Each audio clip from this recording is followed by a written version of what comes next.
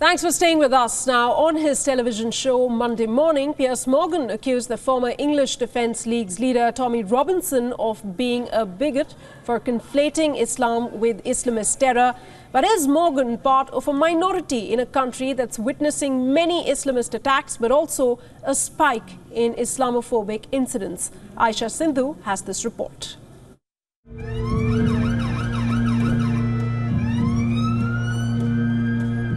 The rise of the right, counterculture or nativism. Distinct terms, but in today's environment, perhaps heads of the same hydra. The Finsbury mosque attack last week was the latest in a string of incidents to shake the United Kingdom this year.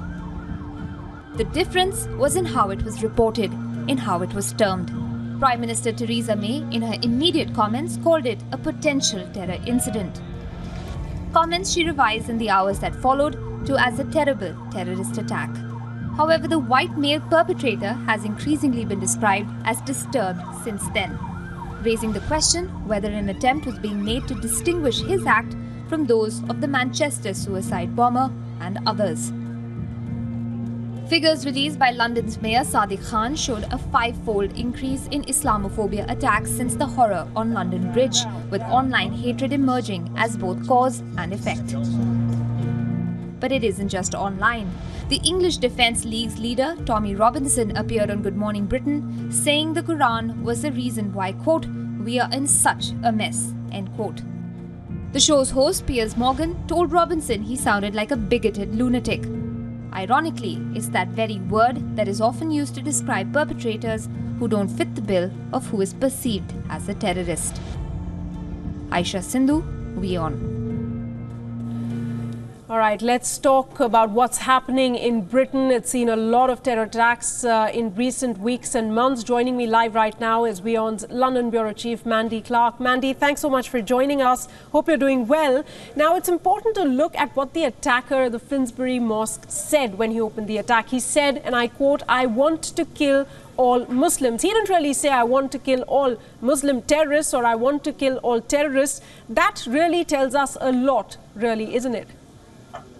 Absolutely. There's no doubt that this was a terror attack specifically targeting Muslims. And when I was on the streets the day after, I spoke to a lot of Muslims, and there was real anger, real rage, because they had been watching very closely how local broadcasters like BBC and Sky News were portraying the attacks. They felt that it wasn't getting nearly as much airtime as the previous terror attacks that we have seen, the London terror attack and the Manchester attack. And the use of language had changed, that focusing on the attacker, he was mentally ill rather than right, there were talks about calling him a disturbed man, really. Right.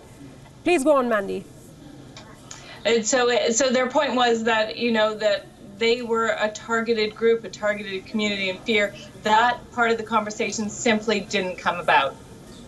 Absolutely. And it's sad, though, for Britain's Muslim community, because they are looked at as, community of all communities.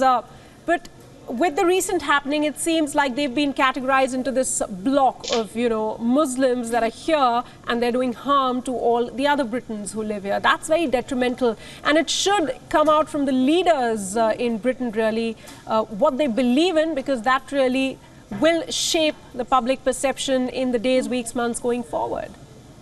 Absolutely. There's no definition of a Muslim versus an Islamic extremist. They get lumped into one community. And of course, the Muslim community in Britain has been here centuries. They have been working, they've been good citizens, working in their community. They were one of the first groups that we saw after that London fire on the ground, providing water and aid. And those parts of the community so active in the country doesn't get the same media attention of those kind of big terror attacks. So you get only what the problem that I've heard from the Muslim community is their good works when they're out in the streets helping people, the victims of terror attacks, that doesn't really get highlighted as much as the threat of terror attacks and the fact that there has been a spike of Islamophobic attacks, hate crimes against Muslims.